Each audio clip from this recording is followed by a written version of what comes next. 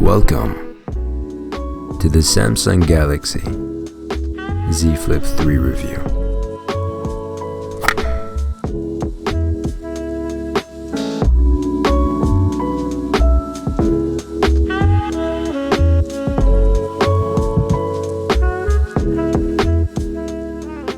So, what's the point of a flip phone? What's the function? What's the benefit?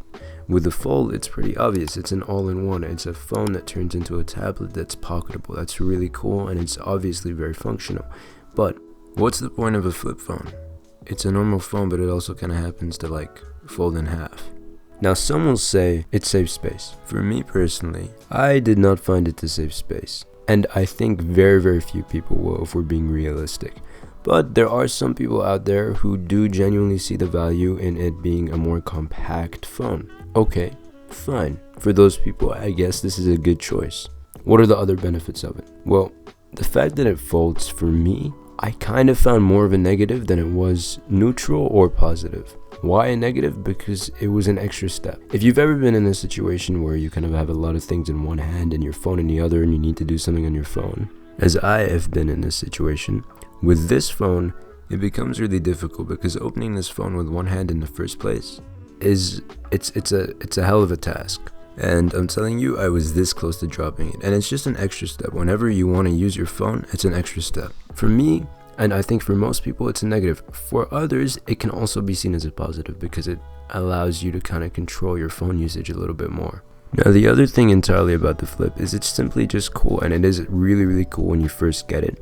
But that wow factor disappears, and once it disappears, you're simply left with the ergonomics of the product. So you need to determine for you, which category do you fall into? Someone who is not going to like this extra step and finds it annoying? Someone who actually thinks that this extra step in opening the phone is useful for them? Or are you someone who actually appreciates the fact that it's more compact and takes up less space? If you're one of those people who believe that you're going to find that two-step process in opening the phone annoying, then there's no point in you watching the rest of the review. You can just click off. But let's say you fall into one of the other two categories.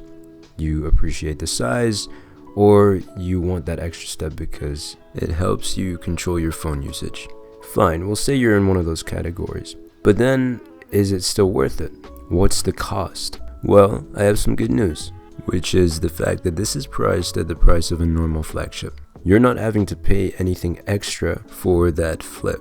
It's the same price as an iPhone flagship, it's the same price as a Samsung flagship, it's the same price as some of the OnePlus flagships. It's not charging you an extra amount for that Fold. So there's no cost. So then it's kind of more like it's a normal phone which happens to fold, so how can that be a drawback?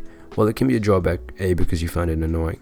But fine, okay, it's not a drawback, you don't find it annoying, you find the Fold useful, but there are still costs. The costs may not be financial, but the costs are compromises in other parts of the product, such as the camera, the battery life. That is one of the biggest compromises yet. The battery life on this phone is equal or maybe even worse than my 3-year-old S10 Plus. That's not good, and that phone has really, really bad battery life. If you're going out for a day with this phone, you're gonna have to bring a portable charger. So then it kind of counters the argument that this is saving space, because if you're having to bring around a portable charger, then you're not really saving space, you're actually using more space. So isn't it better to get a bigger phone with a normal battery? So then, even if you think it's saving space, is that a good reason to buy the phone?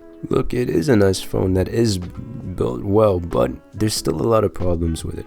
And for me personally, the idea of a flip phone in the first place isn't really a good idea. I just don't see the point, and I see it more annoying than a normal phone. In this part of the video, what I'm trying to tell you is not that this is a bad phone. For a flip phone, it's a really, really nice phone. I'm gonna put that out there. But what I'm trying to tell you here is, for me personally, I believe that the concept of a flip phone to begin with is just, it's not something that works nowadays. It made sense 10, 15 years ago, not anymore. But fine, you know what, maybe you guys have your own reasons and you're interested in this phone anyway, and you want to explore the other parts of the phone, like the build, the camera, and all of that, so let's get into that. Now, the most important part of this phone is the display. So you're getting a 6.7 inch 1080p 120Hz AMOLED display. And it's a very, very good display. It's very bright, peaks at 1200 nits. as Samsung displays are usually very nice. I think people's main concerns when it came to the display is the crease. Do you see the crease? Is it annoying? Do you feel it? Yes, you do feel it from time to time. But is it annoying? No. Is it a factor that should deter you from getting this phone? Absolutely not. When you're scrolling through the phone, your thumb might pass by it from time to time, but like, it's no big deal whatsoever. It is no reason to deter you from buying this phone. It doesn't make a big difference. And then in terms of the displays, you have another display. You have a second display. It's a 1.9 inch AMOLED covered display on the front of the phone, and it's much bigger than last year. It's much more useful. You can use it as a viewfinder for the camera. You can take photos from it. I don't know why you would do that. Maybe if it was a quick little thing, but also more importantly, it shows you notifications. It shows you the time. You can use that always on display. You can do quick things like set a timer, start a voice recording, that kind of thing. I think it would be much better if it was bigger, because it would make the phone usable in a closed position, which then defeats my argument about it being impractical, because you can still actually use the phone without having to open it. So the times where you need to do something quickly, you don't have to open the phone. You just got to do some quick stuff on a covered display and you're done. And then when you want to properly use the phone, you open it up. That would be much better than having to open up your phone every time you want to use it. Also, when you kind of just quarter of the way fold the phone, the screen is very nice to use. Like when, say, you're watching a YouTube video and scrolling through the comments at the same time, something like that, it's comfortable to use. And there is so much potential for apps to take advantage of the flip phone. They won't be major functional features, but it will be nice. And that's the thing about this phone. It's just it's a cool thing. It's something that people find cool, and maybe in some cases it's comfortable, and that's nice, but there's nothing majorly functional about this type of foldable phone. Now, in terms of the build, internally you're getting the Snapdragon 888, which is a very good chip, so that's nice to see. Externally, the build quality is on point, and it's one of my favorite design phones of the year, especially in that matte black. It's got this very simple, clean design to it with the matte black finish, and then that glossy part where the cover display is, and then the protrusion of the camera bump just kind of subtly sticking out there. I love the design from the back and from the front. Symmetrical, clean, very nice. While it can be inconvenient, as I've said multiple times throughout this video, I'm not gonna lie, it's satisfying from a build quality perspective. And just kind of when you're bored and you kind of want to fiddle with something in your hand, then this is nice to kind of just, it's satisfying, it's fun to use, it's a joy to use. And something good about the build is it allows you to self-mount the phone. So say you want to use it as a tripod, you don't need a tripod because it self-mounts. You can use the camera, or you can mount it up and watch a YouTube video, but the display does get very small because it only uses that top half of the screen. But then also in terms of the build, something to bear in mind, or something just to point out, I guess, is it's quite a tall phone, which used to be a problem because it's a sort of phone that when it's really tall, it's really hard to use with one hand and reach the top and stuff. But it's generally okay because the software almost never requires you to reach the top, and that's the great thing about One UI. And then right on the side, you have a fingerprint and the power button, which I do generally really like. It's one of my favorite fingerprint locations because it's very quick, very snappy, very smooth. As soon as you just click on it, the phone's open, and it's very efficient. The only thing about it is it's a bit weird when you want to use your left hand, but other than that, like, I rarely use my left hand. That's really nitpicking for me. But if you're someone who uses their left hand a lot when you pick up your phone, maybe it's something to bear in mind, though you could use your index finger or whatever, so I guess there's always a workaround. And internally, we've basically established that it has a 3300 milliamp hour battery. But just to dive into that a little bit more in terms of screen time, what I was getting was about 5 hours best case scenario. On average, I'd say probably around 4 hours, maybe even a little less sometimes.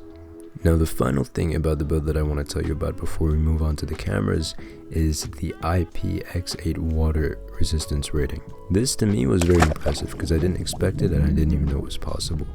Now, you are probably more familiar with the industry standard IP68 water and dust resistance rating. The difference is the 8 represents the water in 68 and X8, and the 6/the X represents the dust resistance. X means there's no dust resistance, which is very concerning because taking this phone to somewhere like the beach is a very dangerous thing to do, something you should bear in mind. But the 8 shows that this phone is at the exact same level of water resistance as other phones, which I really like. Why is this the case? Well, because of the hinge, water is going to enter this phone no matter what, but they've managed to protect the inside components from water, so when water enters the phone, the water doesn't actually damage the components. Whereas the problem is when solid particles in the dust sector enter the phone. Well, I think it's pretty self-explanatory that when solid particles, especially large ones like sand, enter the phone, it's gonna interfere with the mechanism, and it's just, it's gonna break the phone. So I guess you could understand that. The one way to fix it, I think, would be a way in which they could just stop dust from entering the phone in the first place, which is difficult with moving parts on a phone.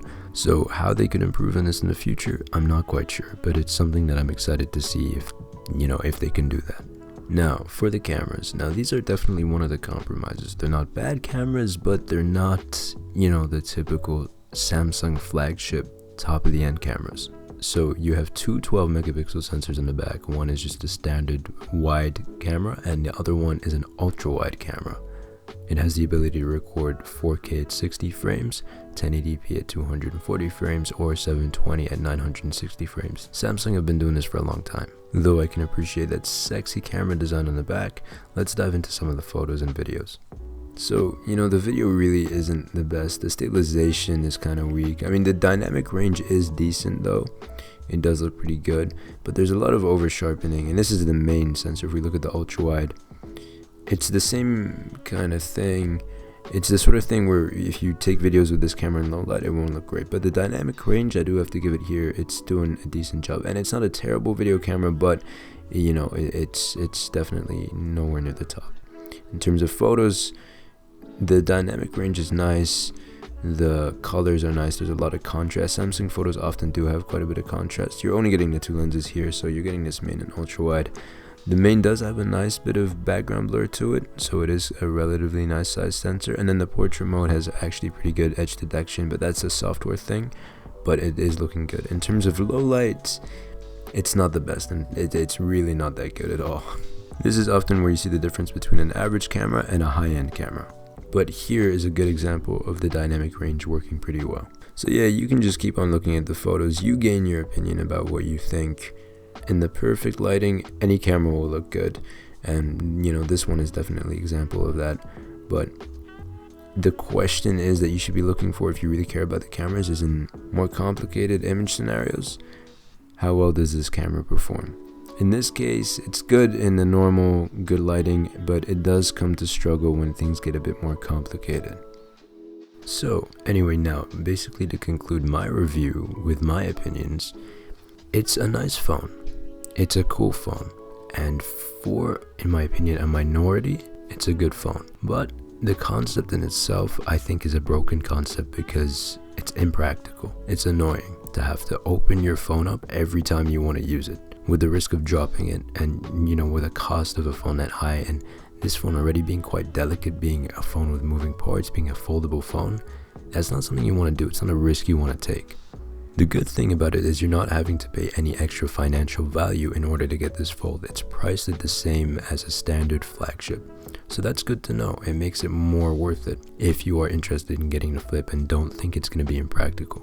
But there are still costs, and the costs are compromises in other features of the phone. Those features being the camera and the battery. Now, the compromises on the camera aren't that bad. You're missing a telephoto lens, and you're getting pretty good cameras, just not top of the end cameras. That's the compromise, so it's not too bad.